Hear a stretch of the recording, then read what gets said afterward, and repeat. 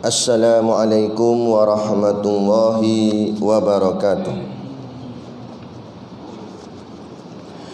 Ila hadrati sayyidina wa habibina wa syafi'ina Muhammadin sallallahu alaihi wasallam wa ila arwahi abaihi wa ikhwanihi minal anbiya'i wal mursalin salawatullahi wa salamuhu alaihi wa alaihim ajma'in wa ala ali kulli wa sahabati wal qarabati wa tabi'in wa tabi'it tabi'in bi ihsanin ila yaumiddin wa ila arwahi walidina wa muallimina wa zawil huquqi alaina ajma'in wa khususan ila hadrati Syekh Abu Abdullah Husain bin Muhammad Nasir bin Muhammad Taib Al-Mas'udi Al-Banjari bisiril Fatihah.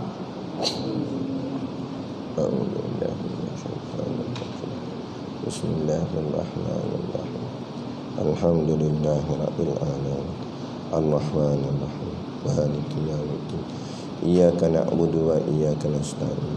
Ihdinas siratal mustaqim. Siratal ladzina an'amta 'alaihim ghairil maghdubi 'alaihim waladdallin. Bismillahirrahmanirrahim. Alhamdulillahi rabbil alamin. Wassalatu wassalamu ala ashrafil anbiya'i wal mursalin Sayyidina Muhammad wa ala alihi wa sahbihi ajma'in. Subhanaka la ilma lana illa ma 'allamtana innaka antal alimul hakim. Rabbi shrah li sadri wa yassir li amri wahlul 'uqdatam min lisani yafqahu qawli wa la hawla wa la quwwata illa billahil aliyyil azim. Amma ba'd.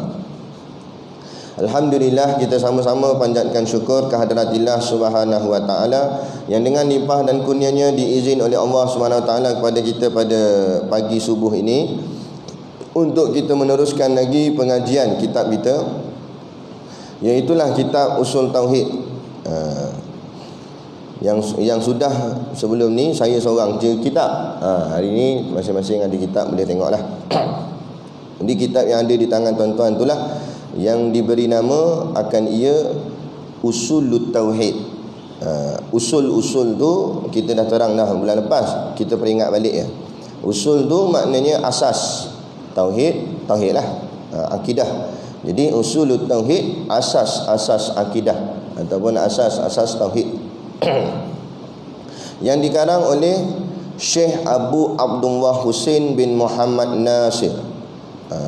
Kita kena berbangga atas ulama ini kerana dia seorang ulama Melayu yang sangat hebat, mengarang begitu banyak kitab, dan kebanyakan apa yang kita amalkan pada hari ini adalah hasil usaha ilmu yang dikumpulkan oleh beliau, kemudian diturun-temurunkan daripada guru ke anak murid, ke anak murid, ke anak murid, sampailah ke hari ini. Apa yang kita amalkan inilah daripada jasa-jasa ulama terdahulu. Apa yang kita buat, kita baca Yasin malam Jumaat tu, kita baca wirid pas semayang, cara kita semayang, semua ni daripada ilmu-ilmu mereka lah yang mendidik kita.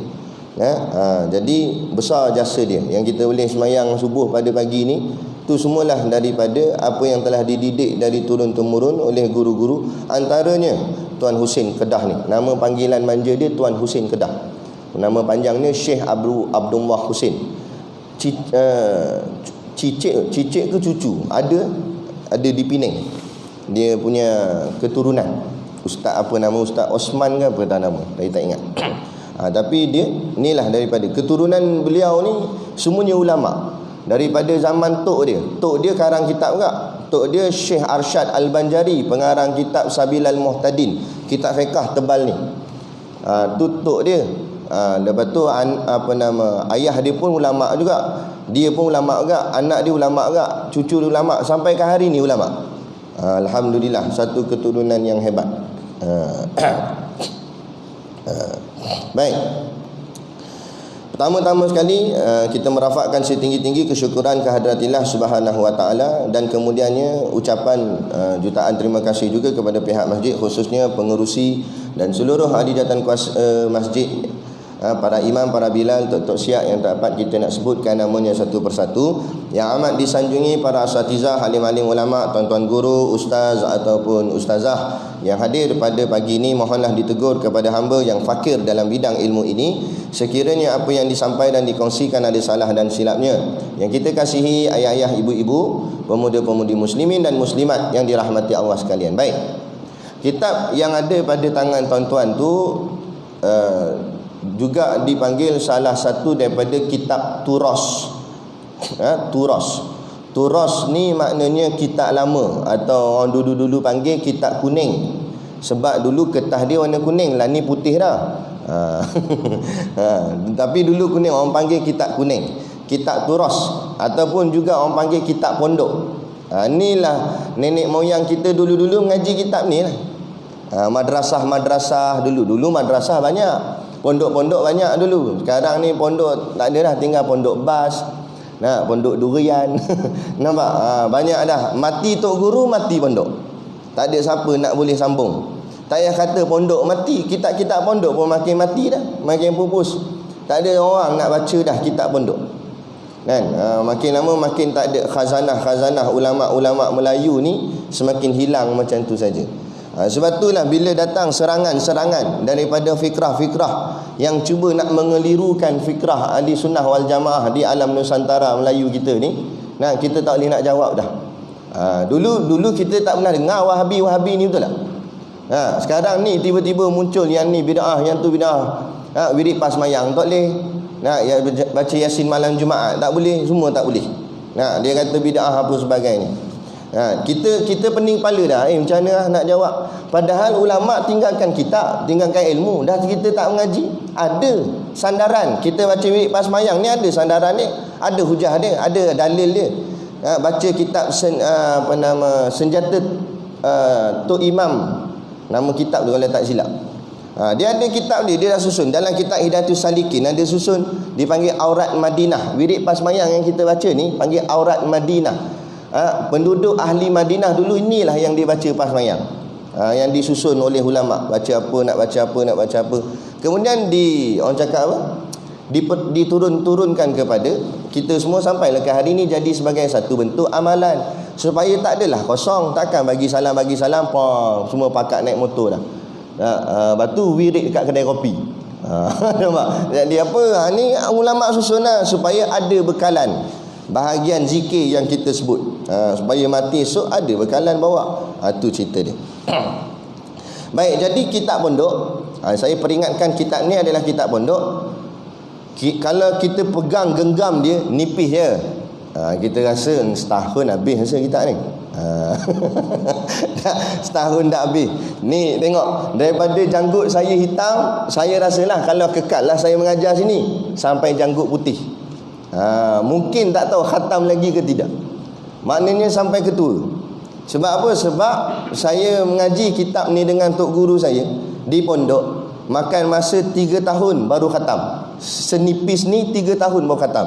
Tapi mengaji di pondok bukan macam kita mengaji di masjid ni, kuliah sebulan sekali, tiap-tiap hari.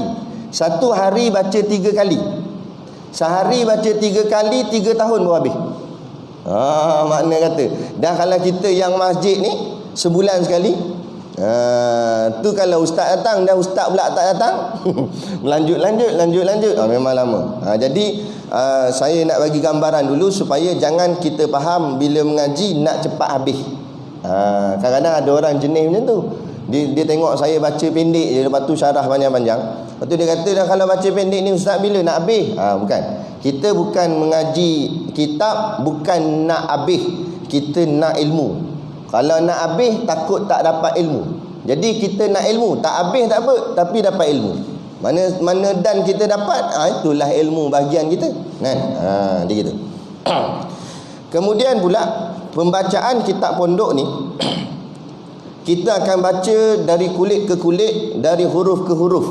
Maknanya setiap satu tidak akan ditinggalkan. Kerana bagi kami orang yang mengaji pondok, kami berpegang setiap perkataan yang tok syekh atau ulama ni tulis, dia tak akan tulis dengan sia-sia. Dia tak akan tulis dengan ikut perasaan nak bagi sedap bunyi, tak ada. Sebab setiap satu tu ada makna tersurat dan makna tersirat. Walaupun perkataan tu dan, atau ke dan sebagainya. Nah, maknanya setiap perkataan tu ada makna. Macam kita mengaji ilmu fiqh, bertukar air itu menjadi najis, menjadi mutan najis kerana jatuh padanya, berubah warnanya atau rasanya. Atau tu kena ambil. Nampak? Makna bukan dan. Kalau dan dia makna mesti sekali. Tapi kalau atau ni salah satu. Salah satu jadi boleh rosak. Tu kena faham kataan dan. Dia dipanggil ilmu alat. Orang mengaji ilmu nahwu saraf dia tahulah. Kepentingan setiap perkataan bahasa tu. Jadi bila kita baca setiap satu, permulaan kita pada pagi subuh ni, kita buka muka surat yang dia tulis 2 ke atas tu. Lepas tu ada gambar macam bunga-bunga tu. Dia tulis situ Bismillahirrahmanirrahim. Jadi pagi ni kita nak syarah tu saja. Tak tahu dan habis ke atau tak habis. Bismillah tu saja. Okey. Baik, apa makna Bismillahirrahmanirrahim? Makna Bismillahirrahmanirrahim, abda'u bi tasmiyatillah wa dzikruhu qabla kulli syai'. Iaitu permulaan dengan kita menyebutkan nama Allah sebelum kita melakukan setiap suatu perkara. Itu makna bitasmiyatillah wa dzikruhu qabla kulli syai'. Musta'inan bihi jalla wa ala, dan kita minta tolong kepada Allah jalla wa ala fi jami'il umuri, pada semua perkara-perkara yang kita buat. Ini kerana kita nak kena faham apa yang kita buat ni semua dengan izin Allah. Bukan dengan sebab kedrat kita, bukan dengan sebab kepandaian kita. Tapi hari ini mutaakhirin ini, kita ni umat akhir zaman ni duk faham duk buat apa pun nampak diri kita. Bahaya tuan-tuan. Ada satu penyakit, dia bukan corona. Nama penyakit dia anani. Saintis pun tak jumpa penyakit ni. Nama penyakit ni dalam ulama-ulama tasawuf, dia jumpa nama penyakit ni, nama penyakit ni anani. Dia bukan penyakit zahir, dia penyakit batin, penyakit rohani dalaman. Kadang-kadang zahir sihat wa afiat, boleh berlari, boleh melompat, tapi terkena dalam penyakit hati. Apa makna anani? Anani ni maknanya keakuan. Ini dah semakin menebal di kalangan masyarakat kita hari ini. Daripada peringkat atasan sampailah peringkat bawahan. Dia ada satu sifat namanya sifat keakuan. Kalau bukan akulah yang imarahkan masjid, masjid ni tak jadi. Dia ada. Dia cakap aku. Kalau bukan aku lah yang jadi ketua kampung sini, tak boleh lah dapat macam ni. Contoh, bukan kata kampung ni, contoh. Lagi marah pula. Tak boleh balik saya lagi. Dia guna perkataan aku. Ini namanya sifat keakuan. Sifat keakuan ni lah setaraf dengan iblis laknatullah. Dan kita kena ingat, sifat keakuan ni bukan hanya terdedah kepada golongan maksiat, malah lebih dekat lagi pada golongan taat. Kadang-kadang ahli maksiat pun tak terkena penyakit ni. Suatu ulama jawab, sejahat-jahat manusia atas muka bumi bukan yang minum arak, bukan main judi, bukan berzina, tapi manusia paling jahat ialah dalam dirinya ada sifat keakuan. Hatta seorang tu imam, hatta seorang pengurusi masjid sekalipun, kalau kena penyakit keakuan, Allah habis. Tebal kesombongan dalam diri dia. Artinya kita kena faham, iblis setan dihalau oleh Allah, dilaknat oleh Allah, bukan sebab kes haram, bukan sebab kes zina, bukan sebab kes judi, tapi kes apa? Aba wastakbara, sombong, bongkak, takabur. Apa salah aku nak kena sujud pada Adam? Aku ni buat pada cahaya, aku nampak. Aku buat daripada api, dia buat pada tanah. Takkan aku buat pada api nak kena sujud pada tanah? Sifat keakuan itu. Kalau Tok Imam kena, Tok Imam iblis. Nampak? Bukan Tok Imam ni lah. Tok Imam yang ada keakuan lah. Kalau kena AJK masjid ada keakuan, AJK iblis nama dia. Habis jadi sifat iblis lah. Apa tu jaga-jaga. Kadang-kadang ahli maksiat tak kena. Sebab tu Syekh Ibn Atta'illah As-Sakandari sebut di dalam kitab hikamnya, Kadang-kadang ahli maksiat itu menangis, kadang-kadang ahli taat itu ketawa. Apa maksud dia? Maksud dia ahli maksiat kadang-kadang dia buat maksiat tapi dia rasa bersalah. Dia mengaku atas kesalahan dia. Ya Allah, aku nak tinggal dah arak tapi terminum juga, dia kata. Tak banyak mana lah, ada dalam 5 botol, dia kata. Terminum sampai 5 botol. Tapi dia rasa bersalah tak? Dia tunduk. Tengok kertas tikam nama Eko, ya Allah, aku tertikam pula, dia kata. Aduh, silap ya Allah. Memanglah menyesal. Sebab apa? Sebab tak kena. Cuba kalau kena. Ada kata, makna kata kadang-kadang ada ahli maksiat ni, dia buat maksiat tapi dia rasa bersalah. Rasa bersalah itulah maknanya rasa tertunduk kepada Tuhan. Kan? Rasa bersalah inilah yang Allah suka. Buat jahat tu tak pelik. Sebab manusia ni memang tempat dia dah. Al-insanu mahalul khata' wan nisyan. Manusia ni tempat khata', tempat nisyan. Khata' maknanya tempat lalai, nisyan lupa. Memang tempat lupa, tempat silap, tempat lalai. Kita lah manusia. Berapa kali silap, berapa kali lalai. Kan tak? Kadang-kadang subuh tak terbangun tak? Tak payah kata orang awam, ustaz pun ada. Ada seorang sahabat saya, dia orang jemput mengajar di Pahang. Mungkin perjalanan tu jauh jadi keletihan. Masjid dah letakkan ada satu homestay dekat dengan masjid tu. Tidur homestay tu. Terlajak dia. Subuh tak terbangkit. Sebab mungkin letih malam tadi punya perjalanan. Sampai Tok Siap pergi kejut kat pintu. Ustaz, kuliah subuh Ustaz. Nampak? Naya kata. Allahu Akbar. Tapi biasalah manusia. Tak payah pelik lah. Bukan kita malaikat, kita manusia. Memang macam tu. Ada silap dan sebagainya. Tapi manusia yang terbaik bila silap mengaku silap, bila salah mengaku salah, dan mohon ampun kepada Allah. Sebab tu Allah kata innallaha yuhibbut tawabin. Sesungguhnya aku sangat kasih pada orang yang bertaubat. Kerana orang yang bertaubat menyedari bahawa dirinya salah dan minta ampun pada Tuhan. Yang Allah tak suka ni sombong. Dah lah buat salah, tak nak ngaku. Lepas tu tak nak minta maaf. Tak payah kata Allah, kalau kita dengan kawan kita macam tu, kita marah. Dia dah lah buat salah dengan kita, tak erti minta maaf pula tu. Kan?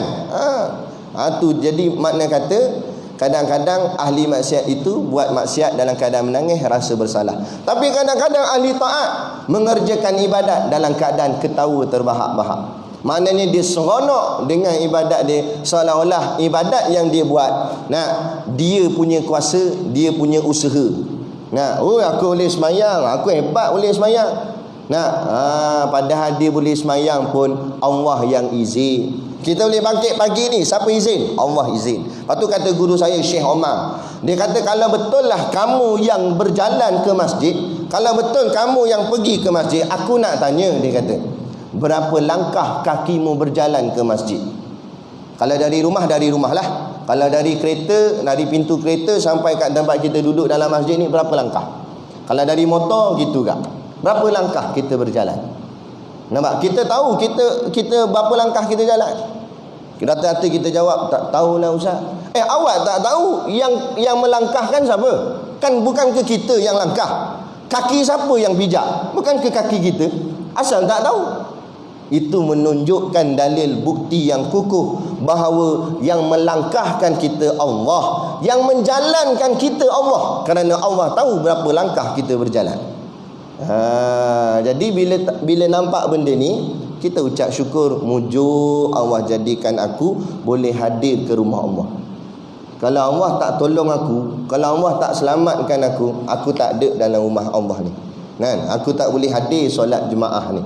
Ini semua atas pertolongan Allah. Maka atas pertolongan itulah untuk kita harap kita membiasakan diri dengan membaca setiap perbuatan kita dengan kalimah Bismillahirrahmanirrahim. Moga-moga apa yang kita buat itu berserta dengan keberkatan daripada Allah. Bertepatan dengan hadis Nabi SAW, kullu amrin zibalin la yubda'u bi bismillahirrahmanirrahim fahuwa aqta. Atau kama qala, mafhum hadis, kullu amrin, setiap perkara, zibalin ni maknanya kebaikan.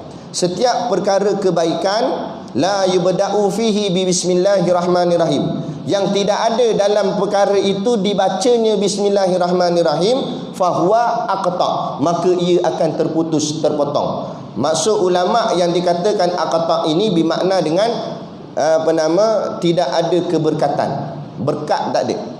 Kadang-kadang kita buat satu perkara jadi tetapi berkatnya tak ada. Jadi kita tak nak macam orang kafir. Orang kafir buat jadi juga. Dia start motor, start kereta, pergi berjabat, sampai berjabat. Nah, tapi dia tak baca bismillah, dia tak ada berkat. Nah, kita start motor, start kereta, pergi kat berjabat, sampai juga berjabat, tapi kita mula dengan baca bismillah. Sepanjang perjalanan itu berkat. Apa makna berkat? Berkat di situ ziyadatul khair, bertambah-tambah kebaikan, Allah kurniakan pahala. Nah, jalan pergi kerja pun boleh pahala.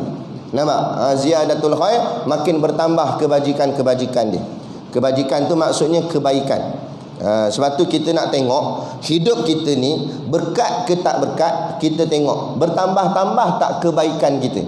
Kita nilai balik diri kita 10 tahun yang dulu, 20 tahun yang dulu, 30 tahun yang dulu dengan yang sekarang. Adakah dulu kita kurang baik, sekarang semakin baik? Kalau kehidupan kita graf dia makin naik ke arah kebaikan, itu tandanya hidup kita ni diberkati Allah. Tapi kalau hidup kita mendatar macam tu je, dulu, kini dan selamanya, derma singgit aja. Nah, tak pernah tambah dermanya. Takut-takut kurang berkatnya. Tapi kalau dulu derma, lah ni tak derma dah. Bukan sakat tak derma, curi pula duit tabung. Tu bukan sakat tak ada berkat, tu suwi nama dia. Itu maknanya nak bala sebenarnya. Jadi tapi kalau kita makin bertambah, yalah dulu derma RM1 lah, sekarang naik dah RM5. Kebetulan tabung pun sampai.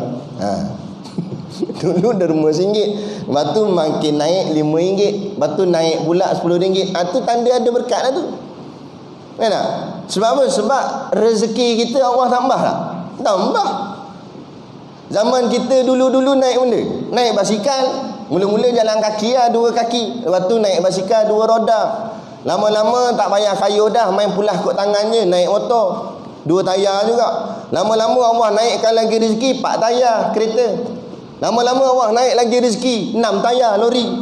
Nah, lah kali 4 tayar balik van jenazah. Nampak? Makna kata rezeki tu Allah tambah-tambah. Dah kalau rezeki Allah tambah, dah bahagian derma kenapa tak bertambah? Takut-takut keberkatannya tak ada.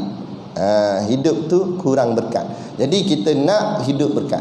Jadi salah satu cara hidup nak berkat dengan cara buat apa pun kebaikan, mulakan dengan baca bismillah. Maka dengan baca bismillah tu beserta dengan keberkatan daripada Allah Subhanahu wa taala. Kemudian kita nak hurai. Tetapi dengan syaratnya, ulama kata baca bismillah ni pada tempat yang zibalin sahaja, pada tempat yang baik saja. Persoalan yang timbul, apa dia baik? Kita nak tahu pagi ni apa tu baik. Selalu kita biasa dengar dah baik-baik ni. Okey, sekarang ni kita nak bagi faham 2 jenis pemikiran. Satu pemikiran Islam, satu lagi pemikiran umum yang bukan Islam. Orang cakap apa? Umumlah, awam biasa, termasuk orang kafir sekali.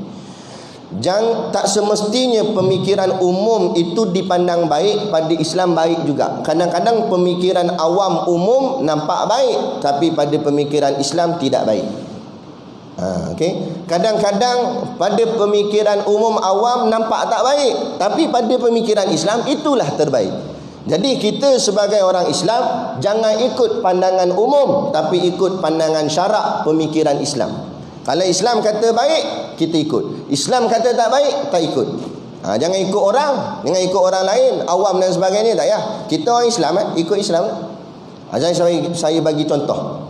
Pada pandangan umum, pada pandangan manusia biasa, dia kata jogging tak salah sebab keluar peluh. Asal pula jogging kan, keluar peluh untuk kesihatan. Tapi pada pandangan Islam kadang-kadang jadi salah. Bukan sebab jogging, tapi sebab pakai seluar pendek, tak tutup aurat. Lepas tu dia jawab pula, alah, saya pakai seluar pendek bukan saya terajang orang, saya tak kacau orang, apa salah saya? Nampak? Betul tak? Ada orang tak semayang. Kita kata awak ni tak semayang ni jahat ni. Apa pula? Saya bukan jahat. Saya bukan curi duit orang. Saya bukan rompak orang. Saya bukan pukul orang. Saya tak kacau orang. Saya cuma tak semayang je. Apa sah nak salahkan saya? Nampak? Akhirnya mentaliti masyarakat akan kata apa? Oh, betul juga. Tak payahlah gaduh-gaduh. Dia tak semayang je. Lantak pi ke dia lah. Padahal manusia paling jahat atas muka bumi ialah manusia yang tidak solat. Nah, dalam hadis riwayat Imam Al-Baihaqi, as-salatu liwaqtiha, solat pada waktunya. Wa man taraka salata, barang siapa yang meninggalkan solat, fala dina lahu, maka tiada agama baginya. Cuma mazhab kita Imam Syafi'i perhalus sikit. Siapa yang meninggalkan solat maka hukumnya fasik. Tapi kalau ikut pandangan Imam Malik, siapa tinggalkan solat yang wajib sekali saja, jatuh kafir atas dia. Nampak? Dah tak nampak jahat orang tak semayang. Kita orang tak semayang, sokong dia undi buat jadi YB. Nah, betul tak? Orang tak semayang kita sanjung sangat ni. Kena ambil kira orang tak semayang buat menantu. La ilaha illallah. Pak mertua apa gini? Nampak? Atas sekali tengok dia datang nak minang anak kita. Cakap dengan dia kalau nak datang rumah, datanglah petang-petang. Kita buat makan malam sekali sekejap lagi. Dia datang kat pukul 6 datang. Sembang-sembang dulu. Tengok sekejap lagi bila dah waktu azan, tengok dia buat macam mana. Kalau dia budak baik, pak cik minta izin nak ambil wuduk. Dia kata okey ni ada can ni. Nampak? Dia ambil wuduk waktu tanya pak cik kiblat arah mana? Okey tu. Kan? Lepas tu kita pun kata kita semayang sekali lah. Sebab ada tamu ni saya tak pergi masjid lah, kita semayang dengan awak lah kat rumah ni. Sekejap lagi lepas semayang kita terus makan lah sekejap lagi. Apa? Tapi boleh tak jadi imam? Teh tengok. Suruh dia jadi imam tengok. Nampak? Macam mana jadi? Tengok. Allahu Akbar semayang. Waktu senyap lah kali Allahu Akbar rukuk. Mana tak bunyi langsung Fatihah ni. Habis-habis semayang tanya, awak tak bunyi Fatihah? Pakcik, saya baca dalam hati. Ni namanya tawaduk. Tawaduk tokmu. Nampak? Semayang maghrib jahar. Nak kena baca kuat, mu baca slow. Kenapa? Tu nak buat menantu macam mana tu? Semayang maghrib pun tak kerti. Nampak? Itu mujuh boleh kat semayang. Ada langsung tak kerti tu kan? Orang kata tak apalah, boleh jadi imam. Tak biasalah. Tak apalah, biar pakcik imam lah, kamu makmum belakang. Okey, kamu kamat. Kali Allahu Akbar Allah, gitu kamat. Itu takbir raya bengong. Nampak? Orang suruh kamat dia takbir raya kan, tak kerti. Lepas tu nak buat menantu, tak payah, reject lah. Kita dah nak tengok boleh buat menantu, tengok kereta jenama apa. Tengok-tengok masuk, bersilang biru dengan putih, BMW. Nampak?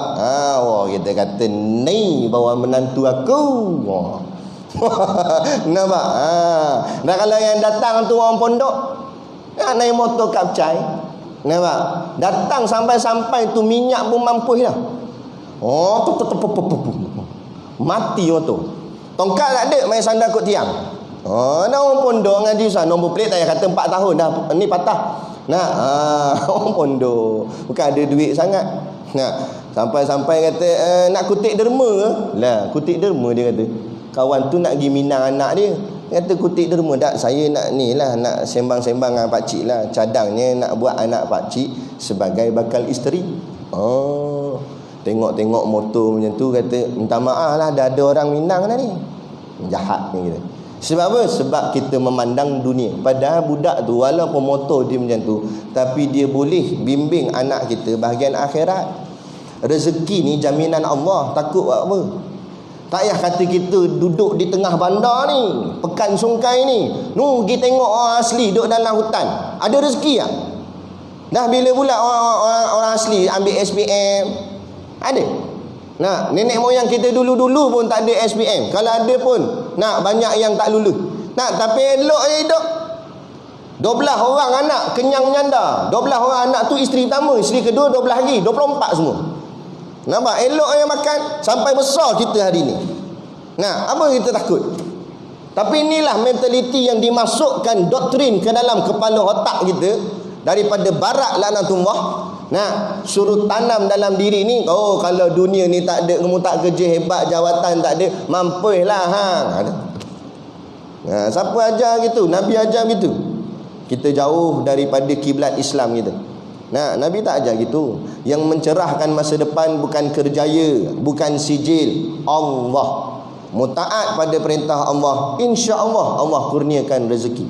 Nah, saya mengajar kuliah ni, satu sijil pun saya tak pakai. Nah, satu sijil tak pakai. Kadang orang minta tauliah, saya terus terang kata tak ada. Saya tak takut. Nah, tak ada. Habis tu, nak panggil, tak nak panggil sudah. Nak ilmu mengaji, tak nak ilmu sudah. Itu je. Nah, kita pun bukan terginja-ginja nak tolonglah saya nak. Nak siapa nak mengaji, mengajilah. Tak nak mengaji, sudahlah. Itu je. Kalau rasa boleh jawab tanpa ilmu, masuk dalam lubang kubur, tak ada masalah. Itu je. Nah, bukan kita sombong tak, tapi sebut dalam kitab Hidayatul Salikin, kata Syekh Abdul Samad Al-Palimbangi, bila bawa ilmu agama, ingat maruah ilmu agama jangan dijatuhkan. Jangan sampai meminta-minta, terginja-ginja. Nah, kerana ilmu agama tu ilmu Allah, tinggi nilai dia. Kan? Macam kereta sultan dengan kereta teksi tak sama, walaupun besinya sama. Tapi bila sultan yang bawa, nilai dia jadi tinggi. Tapi kalau setakat buat jadi Grab, teksi, tu biasa je. Kan? Dia begitu. Baik. Jadi yang disebut zibalin baik ni, dia ada dua syarat. Perkara kebaikan tu dua syarat dia. Apa syarat dia? Pertama manfaat, yang kedua faedah. Nah, kalau perkara tu ada manfaat, mana perkara tu perkara yang baik. Kalau perkara tu ada faedah, mana perkara tu perkara yang baik. Selain daripada dua ni, tak termasuk dalam kategori baik. Bunyi dah. Nah, kalau tak ada daripada dua ni, dia tak termasuk dalam kategori perkara yang baik. Bila tak masuk dalam kategori perkara baik, maknanya perkara ni apa? Sama ada perkara ni biasa-biasa, atau lara, atau haram terus. Okey. Jadi kita tengok dulu apa perkara baik itu. Yang pertama manfaat. Apa makna manfaat? Makna manfaat ma yazidu fi khaufika minallahi taala, sebut dalam kitab Hidayatul Salikin. Perkara yang bermanfaat itu perkara yang menambahkan takutmu kepada Allah Taala. Lagi kita buat, lagi kita takut pada Allah. Maknanya apa yang kita buat tu ada manfaat pada kita. Tapi kalau kita buat, kita tak rasa takut pada Allah, malah nak lawan Allah lah pula. Maknanya perkara tu tak ada manfaat pada kita. Jangan buat. Buatlah apa pun. Contoh, sebagai contoh, orang minta kita jadi wakil rakyat sini. Contohlah, contoh, mana tahu kan. Amin kalau jadi. Jadi pegang tu rasa macam mana bila pegang?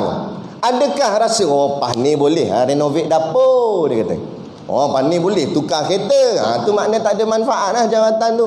Tapi bila pegang, nak kena cek betul-betul ni. Sagi Allah tanya aku macam-macam ni. Dia jadi takut. Takut tu makna jawatan tadi memberi manfaat pada dia. Teruskanlah berkhidmat untuk rakyat, demi Allah, demi agama. Tak ada masalah.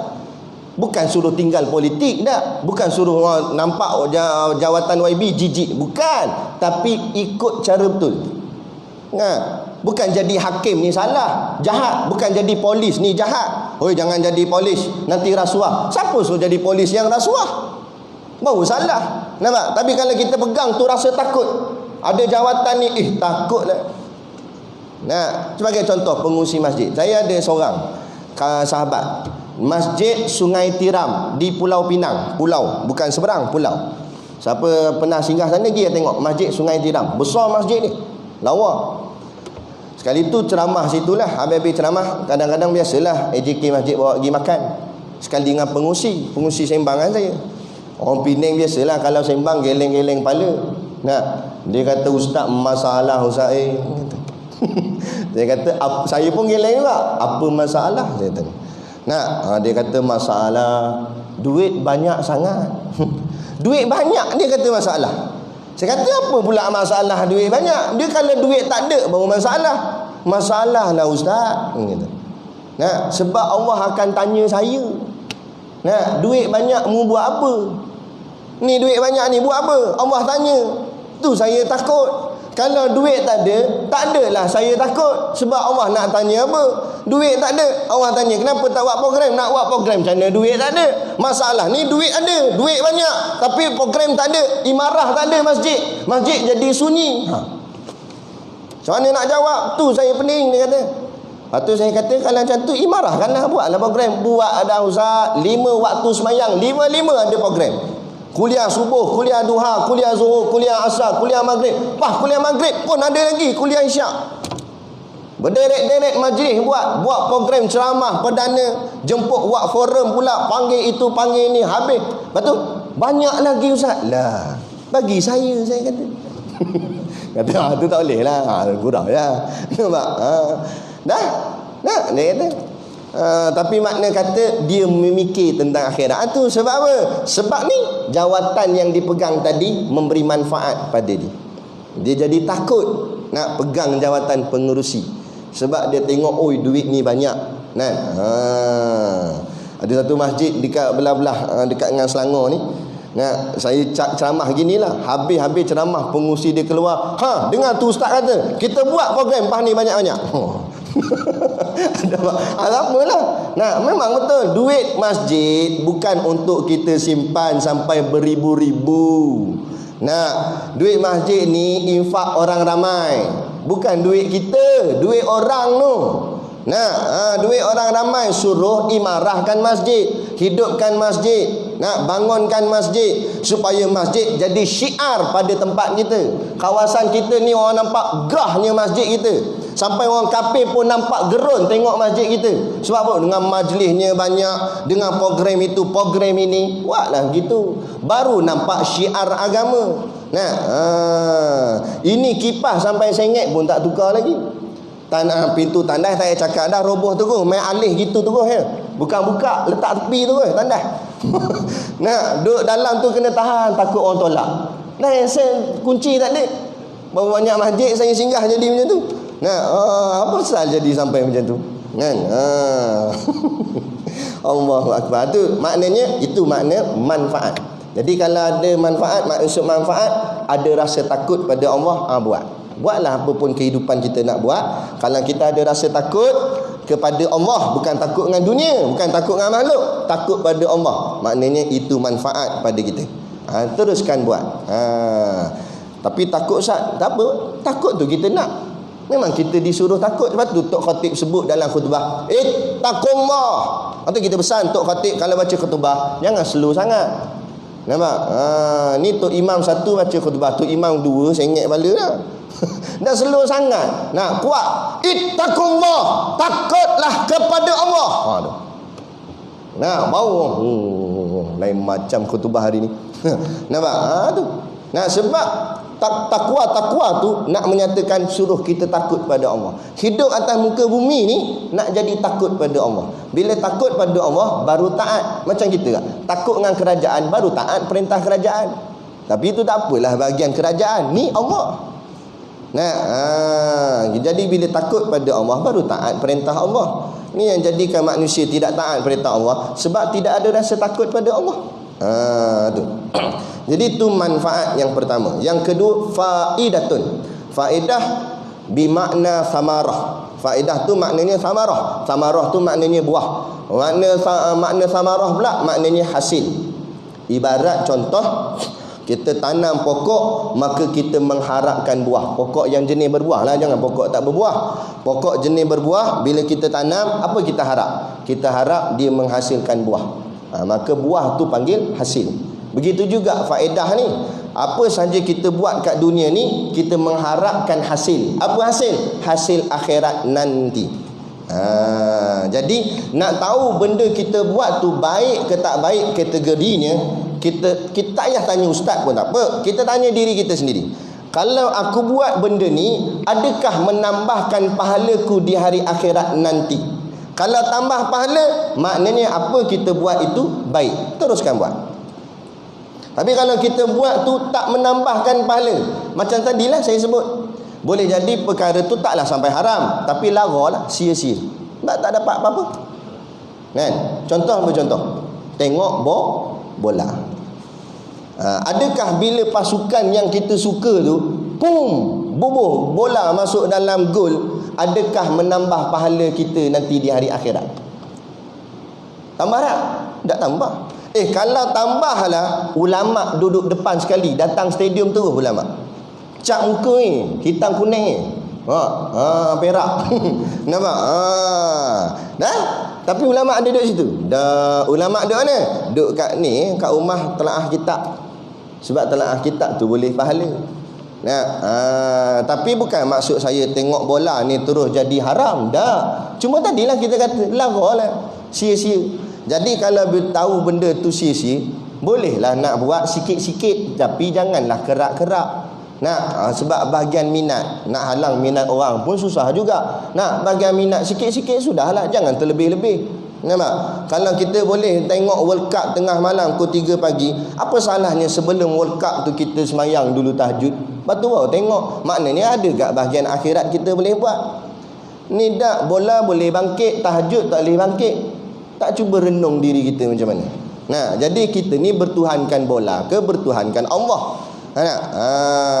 Ada.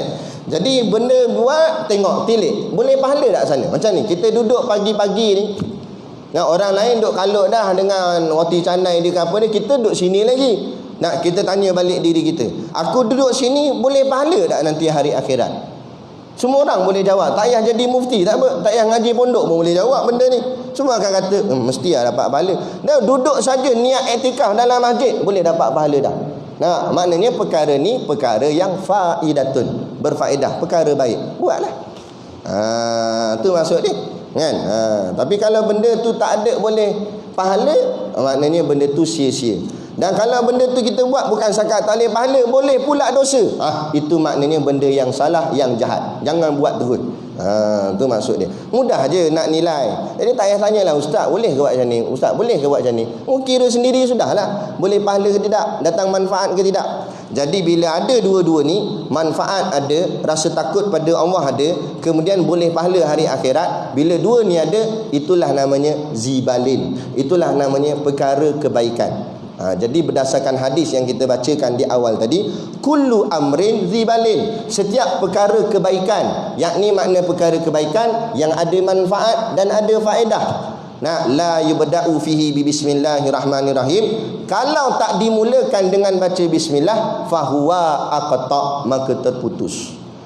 Walaupun perkara tu perkara yang baik dah, memberi manfaat, nak mendatangkan takut, perkara yang memberi faedah, mendatangkan pahala, tapi tak dimulai dengan baca bismillah, maka perkara itu keberkatannya terputus.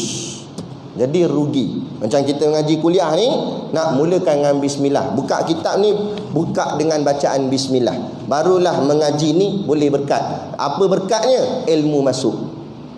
Tapi kalau buka saja tak ada baca bismillah, memang dia duduk mengaji tapi berkat tak ada. Bila berkat tak ada, ilmu payah nak masuk.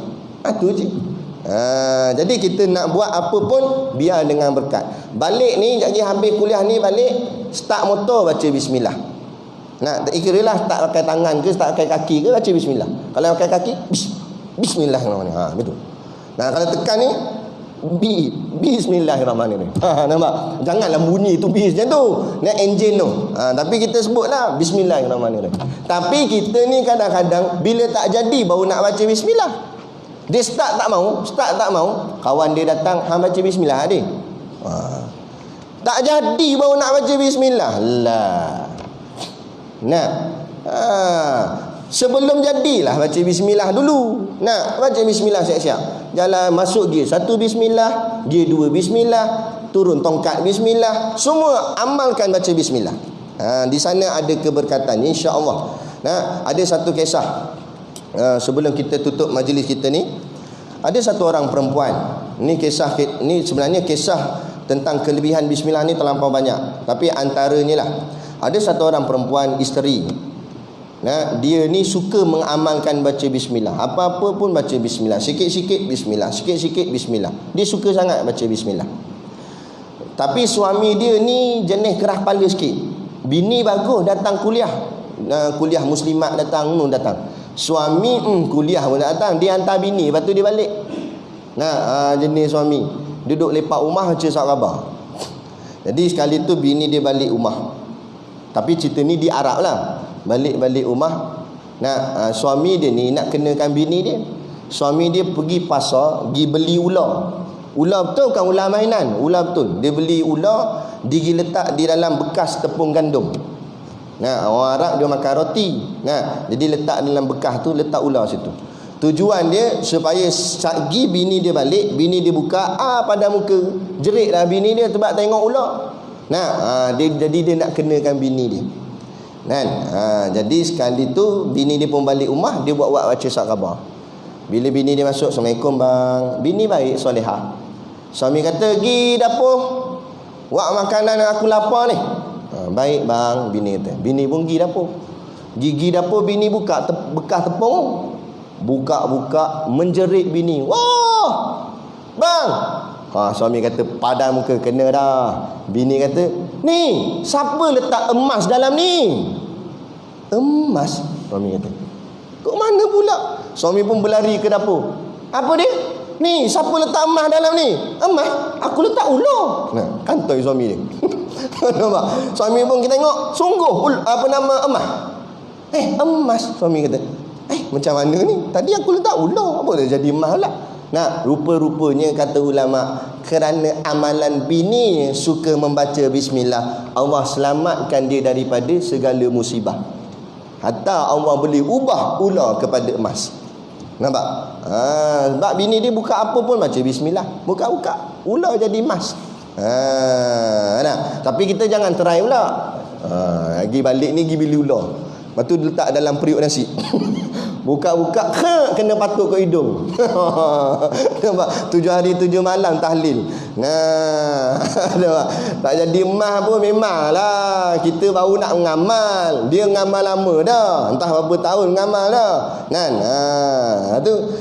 Jadi kita beramal lah. Baca bismillah dalam apa saja kita buat. InsyaAllah bila kita istiqamah baca bismillah ni, maka insya-Allah segala gerak hati kita dalam perkara perbuatan yang kita nak buat, Allah pandukan dia.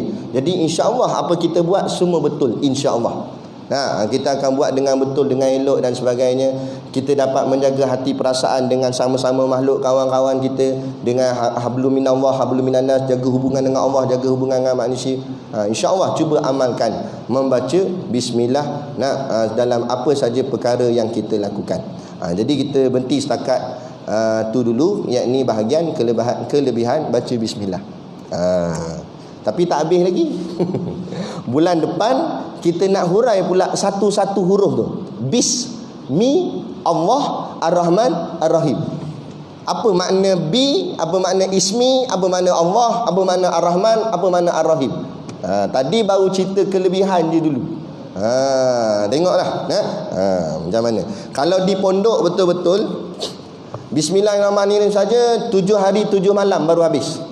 Kalau di pondok betul-betul lah. Tapi saya syarah ni sebab bahagian umum awam, kita taklah syarah sebiji-sebiji macam di pondok. Cuma saya cuba ringkaskan. Dalam ringkaskan pun makan ni lah kan. Kalau buat macam kat pondok betul 7 hari 7 malam, 7 hari 7 malam pondok tu tiap-tiap hari, kita sebulan sekali. Maknanya 7 bulan 7 bulan saja bismillah. Bulan ke-8 sedekah tu kan. Jadi kita tak payah ikut sebiji macam pondok lah. Kita ringkas-ringkaskan aja insya-Allah. Jadi bulan akan datang bawa kitab, kita akan hurai apa makna bismi